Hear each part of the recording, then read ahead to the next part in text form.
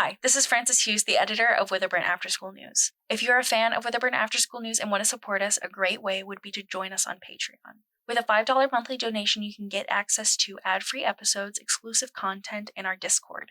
You can also make a one-time donation on our Ko-Fi and gain access to the Discord along with a special Discord role. You can find the links to our Patreon and Ko-Fi in each of our episodes, or you can go to patreon.com/Witherburn or ko-fi.com/Witherburn After School News.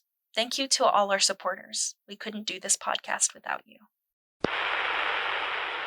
Hello, Witherburn. God, I feel like trash. I caught that awful cold everyone's been getting. It feels like half the school called out sick. So many people. My mom even offered to let me stay home.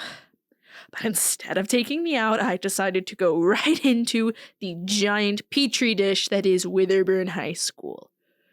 And here I thought I was impenetrable to diseases. Nope. This one had to prove me wrong. It's fine, though. The show must go on. Today we will be discussing the library tea time event, the ongoing investigation into local pizzeria RoseMary's meat supplier, and why on earth everyone is getting sick. All that and more coming up on Witherburn After School News.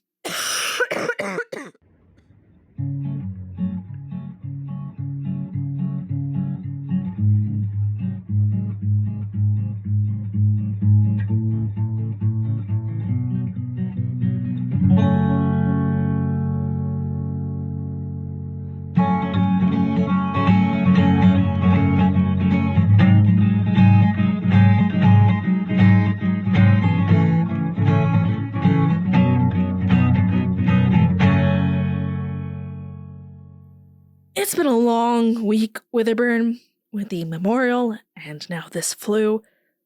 I just hope everyone is staying safe and taking care of themselves. Let's get into some of the news stories, though. It's a pretty sparse week for news since most people seem to be sticking at home for multiple obvious reasons. But that doesn't mean there is nothing to report. The library, for instance, is having its annual Princess Tea Time event. This event has been going on for some number of years now, since I was a kid. I remember going there dressed up as Cinderella, my big poofy dress we got from the store with those little plastic heels to boot. I'm sure I'm not the only one who has fond memories of this, and now it's time for a new group of girls to become princesses. Boys, too, if your child is between the ages of 4 and 6 and would like to be a prince, and they are more than welcome to attend. They'll be reading a princess-themed book or fairy tale for the kiddos. You didn't hear this from me, but I'm pretty sure it's Princess and the Pea this year. Once story time is finished, they will have the opportunity to ask questions and chat a bit. It's possible that a certain princess might even make a guest appearance. Once all of that is done, the kids will have access to a tea party full of cookies and cakes. The event is happening February 3rd in the library's conference room and costs $5 to attend, just so the library can cover the cost of food and drinks. They also ask that you sign up at least a week before the event so they can figure out how much food to buy. Volunteers are also appreciated. I know a couple of juniors and seniors need to get their volunteer hours done in order to graduate, so now's your chance.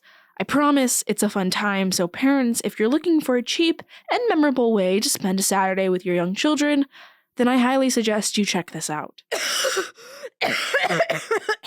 This cough is killing me. I'm almost tempted to ask my mom to make her god-awful cough medicine. That's when you know it's bad. It's this old recipe from the 50s where they mix whiskey, honey, and lemon. She swears by it, and it works, but at what cost? I know some of y'all are desperate to kick this bug to the curb, so I wouldn't be surprised if you tried it, but don't say I didn't warn you. Our next story is about the local Girl Scout Troop 2304 and how cookie season is back. That's right, you can stock up on your favorite cookies once again. You know, I always try to get a supply that lasts me a whole year, yet it never does. No matter, though, our local supplier is having their first sale in front of Barrow's Bait and Tackle. Boxes are $5, which is quite a steep uptick from when I was selling cookies. Inflation has even messed with our cookies. This is truly the darkest timeline. Now remember, supplies are limited, so make sure you get it while you can. You can also ask for your cookies to be delivered, which will take longer, but at least you can be guaranteed your favorite sweets.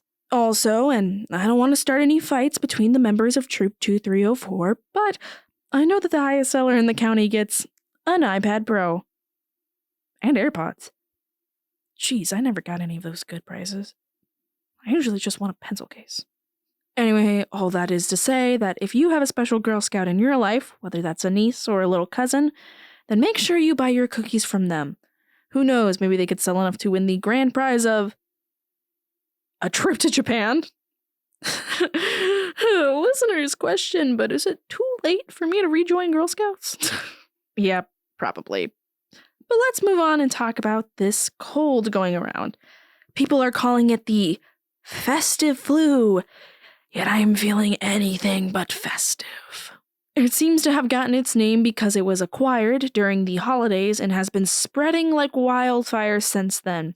It also seems to be spreading from the school. I mean, it's like everyone who walks in there walks out with a cough. No one really knows who patient 0 was, but it's assumed it was someone who was visiting family out of town because no one was feeling like this on Christmas. To patient 0, I have a few things to say. You can just stay home for a few days, huh? Did you purposefully doom the whole town to your fate? Or did you think your actions lacked consequences? Did you think you could take a vitamin D and be fine? No hate.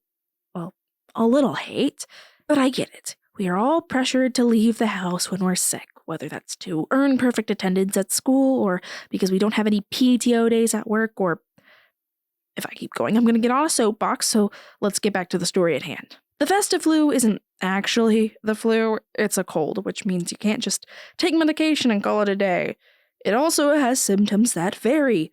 Some people are experiencing a nasty cough, some have a stuffy nose, and some have a fever, some have aches and pains, and some are feeling nausea. It's really, really fun. Doctors recommend that the only way to really kick a cold is to rest up and let your immune system work its magic. There are some things that can help make you feel better while your body fights this cold. Soups and nutritious meals, for example, give your body the vitamins and minerals it needs. Also, don't be afraid to sleep in, catch up on your favorite show, but don't work. I know, I'm a hypocrite, but seriously, even paperwork can drain you. Finally, treat yourself. Make some dessert, pour yourself some tea, and draw yourself a bath. Reward your body for all of its hard work. Rest up, Witherburn, and try not to get sick. Actually, that's a perfect segue into our Monster of the Week. Another one brought to you by Mr. Pickler. Except this monster wasn't attacking him. At first, at least. Which is a shocking change of pace. Mr. Pickler was walking down back home around sunset and claims to have seen a tall figure outside of Mr. John's house. Apparently, it was stationed right in front of his window where Mr. John was being cared for by his wife. The figure looked somewhat like a frail older man. Mr. Pickler said that even through its shirt he could see the notches of its spine as it bent down to look inside. Its skin clung to its body, making it look wilted. All in all, it just looked like it was a walking skeleton. As it was looking through the window, it began waving its slender hand at Mr. John. The hand apparently looked strikingly similar to a talon, with its bony fingers and long nails. Then, as Mr. Pickler was watching, he realized something.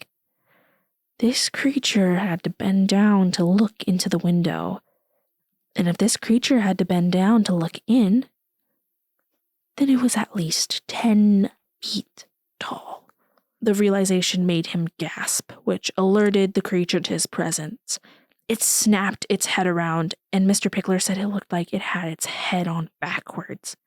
Its mouth was filled with sharp teeth, and there was blood smeared around its jaw. He said its eyes looked inhuman. They stared at him so intensely it was like they were going to pop out of this thing's head. The creature then stood up, confirming what Mr. Pickler thought about its height. But as soon as it stood up, Mr. Pickler could hear its bones crack, crack, crack. Mr. Pickler decided to cut his losses and run. As he was running, he heard what sounded like distorted crow's calls coming from behind him. He said it was like if a bird's call went through a wood chipper. And it just kept getting closer and closer until it stopped. He made it home and didn't hear anything else for the rest of the night. I have heard of this creature, listeners, but I've never heard about anyone seeing it. It kind of goes against the original lore. The creature that I believe Mr. Pickler saw is the Ravenmocker.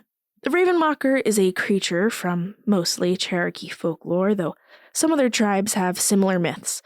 It's said to prey on the sick and dying, using whatever life their victims have left to extend their own, which is a little disturbing, considering Mr. John has been bedridden since he started chemo. They're said to stalk their prey before killing them, yet the only people who can see the creature are the sick person and the medicine men. They will transform into a raven, and the only hint they will give to everyone that they are there is a distorted raven's call, hence the name Ravenmocker. Some stories say they taunt their victim, others say they try to stay unseen, until one night, while the person is alone, it creeps in. It takes its long, talon-like fingers, reaches down your throat, and pulls out your intestines to eat them, leaving nothing but an empty husk in the morning. There is a way to stop them, though. Having a medicine man watching over you will prevent them from attacking. In fact, in some versions of the legend, seeing a Ravenmocker drains them of any remaining life, killing them almost instantly. Now, because it's almost impossible for people to see a Ravenmocker, it doesn't have a lot of descriptions, but some pretty common traits are that it's tall, it has glaring eyes, and talon-like fingers. Other traits vary from story to story. Now, do I think Mr. Pickler saw a Ravenmocker? No, because even if it was real, he isn't sick or a medicine man. In all honesty, it sounds like he saw a human waving to Mr. John through his window, probably because he couldn't come inside due to this flu going around, social distancing, and all that. Mr. Pickler probably let his imagination get the best of him again. So what exactly is new? Now for our final story about RoseMary's Pizzeria. Rumor has long been going around that the pizza chain uses D-grade meat specifically in their calzones. Witherburn residents have been telling this story for a while now. Even my mom remembers hearing it during her childhood. I mean, I kind of get it. Their pizzas are amazing, but their calzones? Mediocre on a good day. It's no wonder silly teens jump to conclusions or that they eagerly run to the rumor mill after a bad meal. But if you know anything about food supply chain or process, you would know that using lower grade meat for one specific item could actually end up costing a company more, and is not very practical, but we are nothing if not investigative reporters. So I sent Birdie on a very special mission to uncover the truth about RoseMary's, and I will tell you our findings are quite interesting, and we learned about a lot more than just the quality of pepperoni. So here's where it started. Birdie managed to get into the kitchen area. I will not reveal how she did this, but trust me, she made it to the kitchen. She took samples of all the toppings and put them in plastic baggies. I will note to listeners that the toppings were not separated for calzones and pizzas, so that kind of kills the theory, but we continue on. She took the samples home and did tests on them. Don't ask me what tests, because I don't know, but they revealed it was all A-grade meat. Their calzones just suck. I don't know, get a new recipe. However, Birdie did figure out something very interesting. While talking to the workers, she learned that April Calloway came into RoseMary's on the day she went missing. This isn't that shocking, since RoseMary's is right across the street from the Calloways, but what is shocking is that the police never came to question possibly the last people who saw April. They said she seemed nervous, but not frightened. She also claimed that she had this strange feeling that someone was watching her ever since her last ride of the day. One of the workers offered to walk her home, but she declined. She said she didn't want to bother the workers, and it was only a 5-minute walk to her house. I mean, it's a little disturbing to think about, that a 5-minute walk could decide whether or not a mother sees her child. It's such gross negligence, but I'm not even surprised anymore. This is just another instance where people suffered because Sheriff Sinninger can't do his job. It almost makes me wonder if they are hiding something. I mean, this could crack the case wide open. If we get the time and maybe a security camera, who knows what we might see. See, this is why the police need to do their due diligence, because the workers told them about seeing April. They just never followed up. I wonder if I could just get a hold of that security footage, then maybe I could just... Jesus, what was that? There's a strange glow in the distance. What on God's green earth is that?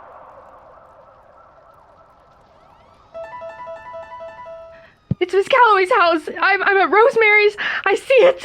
Birdie, calm down. It's on fire. Her car is still in the driveway. The fire is so big and no one is coming out of the house. Oh my God, okay. Shit. Wait. She's visiting her sister today. The ladies on Newberry's porch told me they saw Mrs. Calloway's sister picking her up. She's fine. No one's in the house. God, fuck. Oh, God. Okay. Oh, I need to sit down. Yeah. She's okay. Did you call the fire department? I can get my mom to text Mrs. Calloway. Yes, the Rosemary workers called it in. But it wasn't a normal fire. What do you mean? I saw someone. A girl, maybe, sneaking around her house. It was like an hour ago. They put something by her air conditioner. I didn't really think about it. I mean, do you think... Are you saying someone tried to kill Mrs. Calloway? It could be, Wait, if someone tried to kill Mrs. Calloway and now knows someone at RoseMary's saw them, I'm coming to get you. You don't need to come and get me. I can get home. It's not that far. Nope, not up for discussion. I'm coming to get you. I'll call you when I'm getting close. I hate to leave y'all so soon, but I promise we will discuss this next time. Good night, Witherburn. Stay safe. I'm the reporter signing off. Witherburn After School News is written and directed by Jordan Oliver. Edited by Francis Hughes. The title song is by FutureMe. The reporter is played by Jordan Oliver, and Birdie is played by Alyssa Godfrey.